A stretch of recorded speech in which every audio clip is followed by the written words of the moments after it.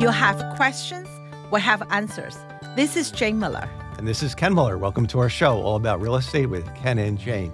So this show, we're going to talk about the differences between residential and commercial transactions. And we're going to break it down and talk about the differences in the contract, the closing timelines, the inspections. They're similar. They both involve real estate, but there's a lot of differences and a lot more. I think in general, commercial transactions tend to be more complicated, tend to be lengthier, and they can drag out a lot more. Not that residential transactions can't drag out, but it's much simpler. It's much simpler.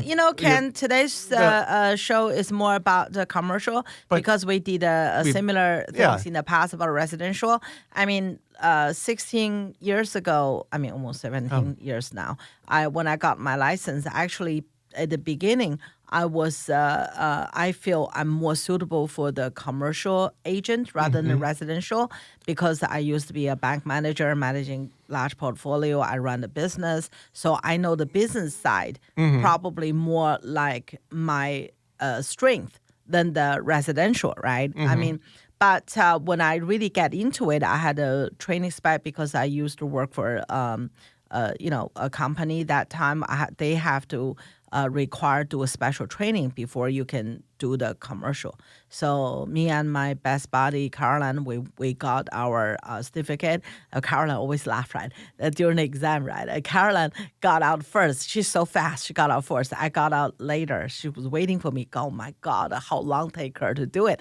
And when I handed in my exam paper, I remember the director of the commercial said, oh, your Chinese have to get everything correct. Can't you just make a mistake or something? At the end, I can't remember. I think like only 2 of us passed the first short, maybe a few more. I'm not sure, but 2 of us passed. No worries because purely math, and exams. So we both get out of quick, and we had a nice lunch because we finished much earlier than everybody else. So, but that's a side story. Yeah. But once we got that, we can start do the commercial, and I realized it's not as easy as you think because unlike residential. You don't have a central website to know all the inventories, even though you have a CoStar, you have LoopNet. But a lot of time it's through the relationship and the circles, right? Yeah. You really it's very different. So I did very few commercial, and then. But I decided to focus on residential because and with commercial we're going to break it down, but there's a lot involved because like when somebody with residential, when somebody comes to you and they want a house, they tell you to look the neighborhood they want, the towns they want. It's a single family house or they want a 2-family house, but let's assume it's a single family house. Pretty much anywhere you look that's suitable, that's a single-family house that'll work for them. With commercial, it's more complicated because they want to open a dry cleaning business, they want to open a nail salon, they want to open, bagel shop, an events planning thing. It's much more complicated because you've got to find locations they want, then you've got to check for conflicts with tenants, and you've got to make sure the zoning works, the parking works. I know. There's a lot of things. Karen and I drove a lot of places, looking for the coffee shop. If they want to do a warehouse, they want to do industrial, they want to do light manufacturing. Does it work for, you can look at warehouses, you have to look at the code and see if they allow, if they want to make, they want to make food processing. I've worked with all different clients. It's very, very complicated because there's so many things you have to juggle and to find the right spot. Then you have to get into the particulars. Is the ceiling height work? Do they need a loading dock? Do they need a drive-in? So there's so many things that go involved in any type of commercial transaction. Absolutely. But so let's start talking about the whole process. If you do find something in terms of the offer process in residential, I'll let you embellish this. In residential, the realtors start off with a realtor, a New Jersey Association of Realtor pre-printed contract that the realtors are allowed to complete. That basically they fill in the blanks for the contract price, closing date, deposit amount, mortgage commitment due date. There's, a lot of, all the standardized paragraphs are in there. Then there's an additional provisions section where they can write in additional provisions. So that forms the basis. You start off with a contract, and then that contract is given is given to the attorneys, and then they're to start their attorney review, which a lot of clients from out of state may be confused by because they think, well, wait a minute, I don't want to sign any type of contract until my attorney looks at it. But in New Jersey, that's the contrary. The contrary. That's a start point where the attorneys won't look at it unless the realtor contract is signed, fully executed, and delivered to both sides have it. And we're going to talk about attorney review. You want to add anything to that before I talk about the commercial? No, go commercial. So in commercial, you have something, you do an offer. You don't do it. There's no the attorneys prepare the contract. But in commercial, if a party is interested in buying something or leasing something, the commercial agent will prepare what's called a letter of intent. A letter of intent is an offer which outlines the economic terms of the offer, the name of the party, the name of the type proposed business, proposed use, size and description of the space, the price, deposit if it's a purchase, the closing date, and most importantly, the due diligence. What type of due diligence they need to do on the property, which would most likely be physical inspections of the mechanical, electrical, all the major structural things, as well as a environmental due diligence, which comes into play. And we're going to talk about that in more detail later. But you're going to outline all that, also subject to being contingent upon the proposed use being allowed by zoning. That's something you want to have in every letter of intent and most likely in every contract, because you always want to have that to protect your client if you represent them. You don't want to put them in a situation where the zoning isn't going to work, even though you try to verify that in advance of going forward. There's different ways, different towns, you can apply for like a letter of intent, a letter of interpretation, where you can file usually a nominal fee, and the town will run it through their zoning to make sure there's no conflicts. But you still don't want to, give away your zoning rights. Yeah, absolutely. So that's the difference. Before you start here, Ken, I want to add one thing. In the residential real estate, very rare, but I do see some agent put a letter of intent, okay? Which is, if you're doing for multiple family or something, I understand a little bit more complicated, right? But street, just simple single family, sometimes the agent just I don't know, they just don't want to be bothered. I mean, they give you a letter of intent. I feel in the residential field, right, only take you like 20 minutes to do the pre-printed offer. Okay, so if you don't even want to invest your time, you think, oh, my buyer, who knows, the multiple offer, I don't think we get it. Why to waste my time? I mean, that's really doesn't shine good on your offer. You should really take it only take us about 15, quicker one, probably 10 minutes. But for me, maybe 15, 20 minutes because I'm older type, harder, right? So to do one, why not? And also, if you do letter of intent in the residential, because a lot of buyer could be first-time home buyer. When you put on a contract, they may have a lot of questions later. It's defeat the purpose. And then the residential goes so fast, it's still very competitive market for the good housing. By the time you put a letter of intent, first of all, the seller don't think you're serious if they did. And by the time you write a contract, get a buyer sign, go back to seller, you easily lose a few hours to a few days. And in the meantime, you could lose the house already, right? Yeah. So I would highly, highly recommend it, the buyer agent for residential, please take 15, 20 minutes to write actual offer, make you explain to your buyer the terms and let them sign it.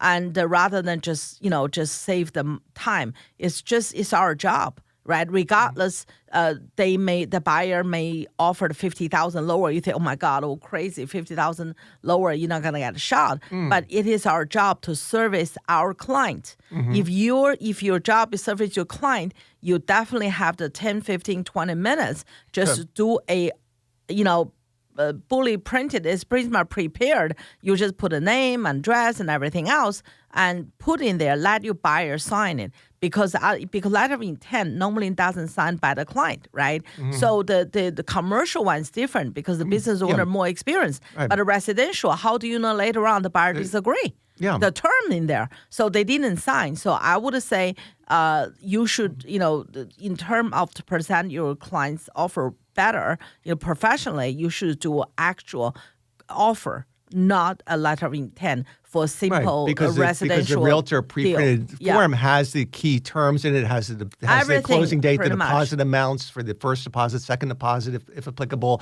the mortgage, the percentage of the mortgage. There's not much to fill in. There's not much to fill in. It could take, like you said, 10 to 15 minutes. I mean, if you type up a letter of credit, it's the same thing, letter of intent. And then to move forward, you would need that contract anyway. So you're almost doing double work. If you don't, if you go to the letter of intent first for residential and then go back and have to do the contract, Sometimes I see the agent does that. First of all, they feel the buyer offer may be too low. They don't want to be bothered. But they want to put something in writing. Yeah, but the buyer want to put in writing. They want to put in writing. Or even worse, they call me up and give me verbal. I said, I don't take verbal. You have to put in writing. 2 minutes later, a text on my, on the phone, or, like letter of intent, but it's a text. My client want to offer X. Can you ask the seller to accept that's it? Not. That's no. not. That's because you don't. Letter X. It's like shooting a bullet in the dark. Yeah. I mean, you don't know the X is what is the buyer's qualifications. Do they have a pre-qual? Yeah. What do they want to do? So that's why I said you should in the commercial. It's a standard. You do everything in writing. Yeah. Let's get back to the commercial. So the letter of intent in commercial, it normally would. It's nice to have it signed by both parties. However, one of the things you put in the letter of intent, which is implied, is that it's non-binding. So, but it's just a good faith offer, and it can be revoked. And the only way, but then from commercial, what they do is the attorneys rely on the depth of the letter of intent that has the basic nuts and bolts, and they draft the contract. So the commercial contract is drafted from scratch. The attorneys, it could take a week to months. I've had contracts that have dragged for months and months because due to attorney terms and getting the ironing out all the details. They're very, very involved. So it's unlike residential, where you've got the attorney review process. Once again, the attorneys, once the realtor contract is fully signed and delivered to both the buyer and the seller, then you have a 3-day period from which to get an attorney to review it and disapprove of it and make modifications. That's just that 3-day doesn't mean that the review will be done within the 3 days. It just means that either it must start within those 3 business days from the date that the contract is delivered to the buyer and the seller. When they have a fully signed copy in their hands. And that can take anywhere from a couple days to a week, or again, it could be longer depending on the attorneys involved and their schedules but and much demands, simpler compared with the commercial. It's much simpler, right? Straightforward. And usually with the residential contract, you have the baseline realtor contract, and then you have a series of attorney review letters or addendums that are piggyback off the residential contract and make changes and modifications to the paragraphs of the realtor contract, and that forms the contract. When you take the realtor contract together with the attorney review letters, or with sometimes they agree on an addendum and they put everything. It all depends how the attorneys operate, but and normally that would be signed by the buyer and the seller, or the attorney, if the attorney has the express written authorization to sign on behalf of their client. So we're going to take a quick break, and then we'll continue right after these messages. Okay, welcome back. So let's finish up talking about the contract review. So again, with residential contracts, once the attorneys sign off or the clients sign off on it, then the contract becomes binding. In commercial, again, you don't have a contract at the beginning. So the contract, when it's all done, whether that's in a few weeks or it's in a few months, whatever that 20-page, 40-page, 50-page document is, that's got all the agreed upon changes in it. So you have one document. That's the binding contract. So that's a big difference, and that's going to have paragraphs on the zoning. It's going to have paragraphs on the due diligence, and we're going to talk more about. We're going to get into now the due diligence, and that's another difference. So the due diligence, in essence, is the inspection or the inspections, right? So for residential contracts, the due diligence is much shorter time period. It typically might be from 10 days to 14 days, or 5 days to 14 days. Yeah, and you want to talk about what is the residential due diligence? That's the home inspector inspect, and then you can sit down with your agent, attorney, to put what's important, to ask for it. The seller can either repair or give credit or do nothing. So that's that's really depends on each transaction, how much you get, what's the market, so on and so forth. But I think, once again, today's show should be focusing So let's talk. But I just want to give the listeners a base reminder that the home inspection will consist. You'll have a home inspector go out there. They'll test look at the roof, the HVAC, the electrical, mechanical, structural. They'll do some environmental testing from it for radon, look at if there's tank. mold, and maybe do an oil tank sweep, maybe do a sewer scope. Yep. Okay, Yep. but that's usually all done within 7 to 14 days. Yes. Or wood destroying insects. Yes. That's Yep. another facet. So with commercial, you're going to do all the building inspections of the property you're buying. But in addition, most likely you're going to do an in-depth environmental inspection known as a Phase 1 environmental site assessment. So the Phase 1 environmental site assessment, you're going to hire a environmental professional. They're going to do an historical records review of all the prior usage of the property. They're going to acquire that. They're going to look at aerial photos from the historical aerial photos. They're going to give indications of what was previously occupied on that land. You're going to look at an environmental database reported of all surrounding environmental, reported leaking underground storage tanks, different uses that could impact the property. Then they're also going to do an on-site inspection where they're going to interview the owner and the operators and do a thorough walkthrough to identify any potential areas of environmental concern. Mm-hmm. So that report, normally the Phase 1 in and of itself, can take at least 30 days to complete. But once again, I want to alert the listeners out there, right? And you have to hire professional, experienced attorney and agent, okay? Because sometimes especially like you mentioned, right, the deal is very complicated, complex. So a lot of residential agent and residential attorney, or the attorney does everything, they may not have that depth understanding and the experience to protect you. For example, right, I just had a friend call me. Their friend bought a industrial land. Okay, so but the agent recommend them a attorney that's a residential, mm-hmm. and some commercial basic. If you buy a office space or something, industrial totally different. So they asked me whether because you used to be attorney, right? They asked me whether you can represent them. I said no, can doesn't do the attorney anymore. He's a licensed real commercial agent now. So, but I recommend a very good land use expert. Mm-hmm. To represent them. So that's very important because sometimes, it's not your attorney doesn't care. It's he or she may not have the experience or knowledge to think. And to put what needs to go into the contract. Yeah, that's right. So to piggyback off that, so the Phase 1 may not be the end all, because that's why the due diligence for commercial transactions can take anywhere from 90 days to maybe 120 days because depending on the Phase 1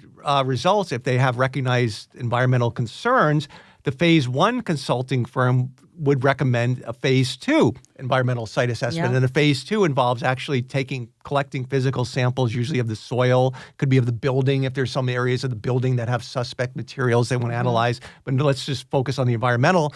The soil, maybe the groundwater, and that's going to drag it on. And that's why the attorney has to be experienced in whoever represents them in the contract. You have to make sure that that's all specified in there, that they have the right to do that. Yeah. And normally the seller will push back and say it's up to, they don't give them carte blanche. They want to be able to, have a say, because then it's very complicated, because then there could be certain reporting requirements that could be triggered. That's why whomever does the Phase 2 has to be, if they're an LSRP, they have a certain reporting obligation. So you have to be very careful. It's a very sensitive topic, and it's Isn't it a few months ago we had a show, we invited the Peak Environmental, they talk about it. This, from that, what I gathered, they have to do certain the testing. So in the future, God forbid, even anything happen, you kind of would be was that that you're talking that's a Phase 1. Basically, that gets into the more legalities. I'm confused already. But you have to basically, if you're ordering the Phase 1, you want to make sure, this is a tip. You want to make sure if you're a buyer out there buying an industrial or commercial property, you want to make sure that you have the rights to rely on that Phase 1. That it's not ordered by the lender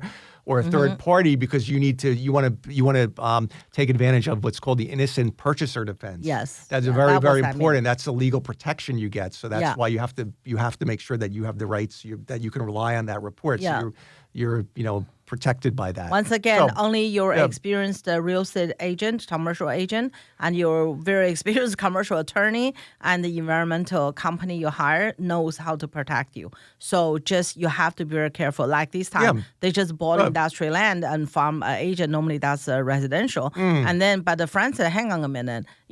They want a lawyer. They say, oh, Jane's husband. So I said, no. Ken doesn't doubt that. But now you have a more problem because, you need a good lawyer to write a right contract to protect all your rights. And that's industrial land.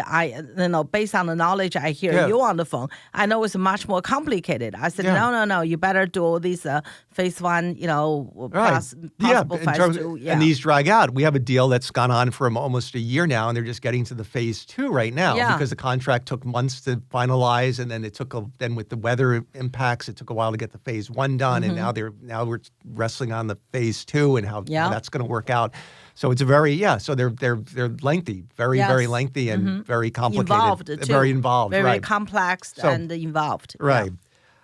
So we spoke on that. So, and then the phase two would be it would be necessary almost always if it's recommended, because normally these transactions have lenders involved, and the lenders and the commercial lenders will look carefully at the phase one results, and they're going to err on the side. If there's any recommendation for phase two, that will be needed if you want to involve a third-party lender, because they're going to go strictly with what the phase one findings are, and a lot of times they may err on the side of caution or be conservative, but you have to do it. You have to do it, otherwise the deal won't go forward.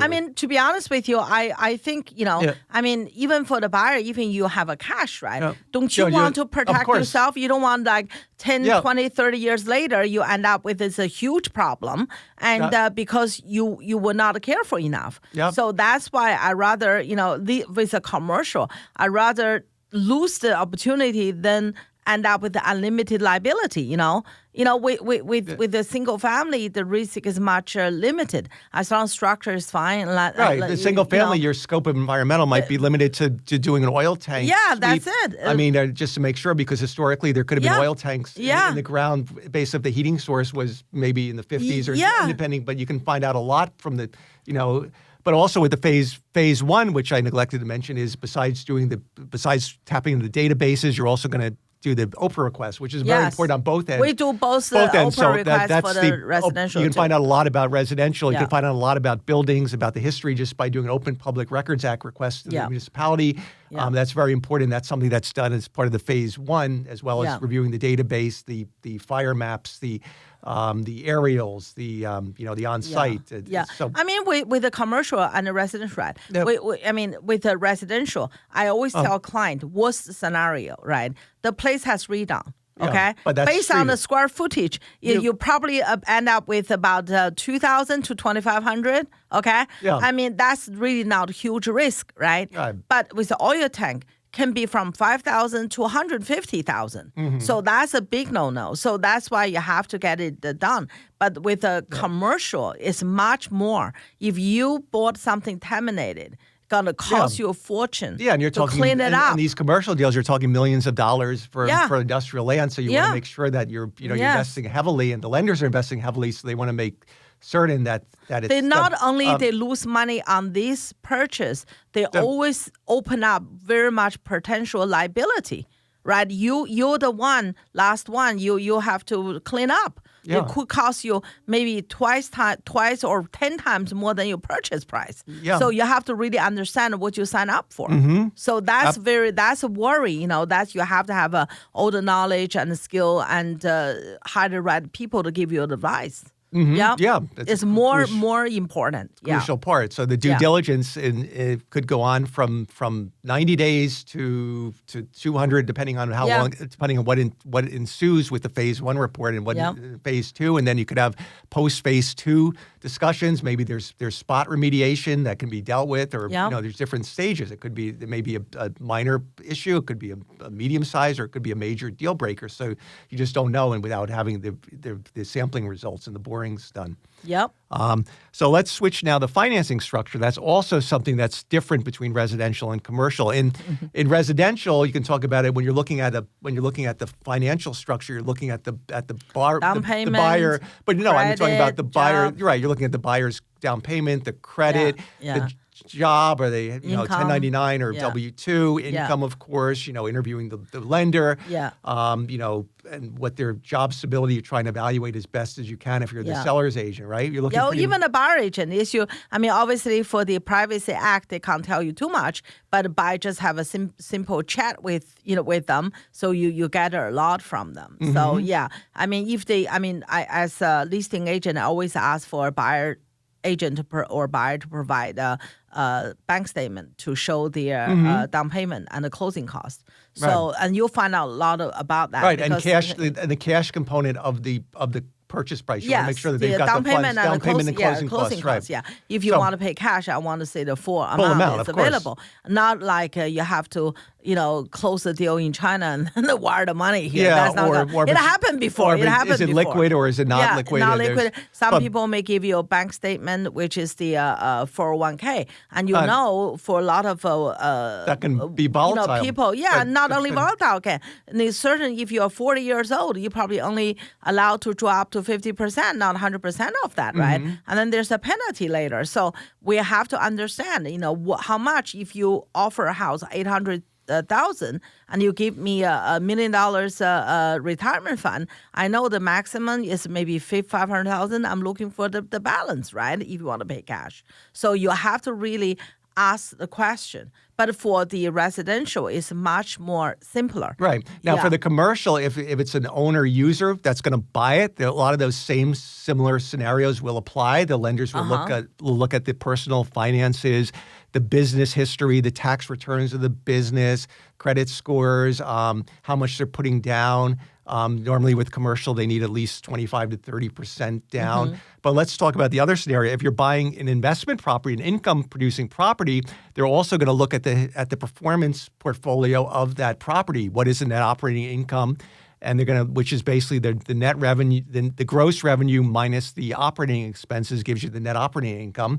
Just remember that. And then they're going to look at that divided the ratio of the net operating income over what your annual debt is. That's called what the DSR is, debt to service coverage ratio. And they want to make sure that that you're making enough that the ratio is sufficient for each lender. Yes. So there's enough money coming in to cover the mortgage and then give you a Yep. little bit of a cushion. And that might be a 1.2, 1.1. Every different lenders have different things on that. So that's another difference. And it's usually the mortgage process is more involved because they're looking really carefully at the business portfolio, the type of business, and the appraisal comes into play in both scenarios. So that's something similar. So, and then the last thing, we're just almost out of time, but there's another way when they look at the appraisals. There's a sales comparable approach that they look at like properties, which is similar in commercial and residential. But in commercial properties, they look at the income approach. They look at the net operating income again and divide it by the cap rate to estimate what the property's value is. If they want a 6% cap rate, if you're at a 200,000 net operating income, that would give you a value. So we don't have time to get into that, but that's just another way that they often look at it, the capitalization approach to evaluating a property. I think that's almost similar to residential. If you buy a apartment building or you buy a multi-family home, you have to, just purely investment property, you still have to see the return, right? The return is the way to put it. You compare with the rent. That's a similar, but yeah. All right, we're out of time. We hope you guys enjoyed the show. We'll see you next week. Thank you.